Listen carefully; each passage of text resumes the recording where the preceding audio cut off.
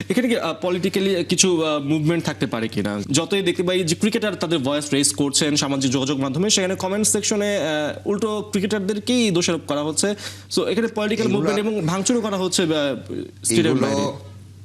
জনগণ হয়তোবা তাদের ফ্রাস্ট্রেশনে, যারা গতকাল খেলা দেখতে গিয়েছে ওই রাগে ওই জিদে এরকম করছে। আর অনেকে তো হয়তোবা আপনার জিনিসটা ইন ডেপথ না বুঝেও ক্রিকেটারদের বিরুদ্ধে কমেন্টগুলো করেই যাচ্ছে কন্টিনিউয়াসলি।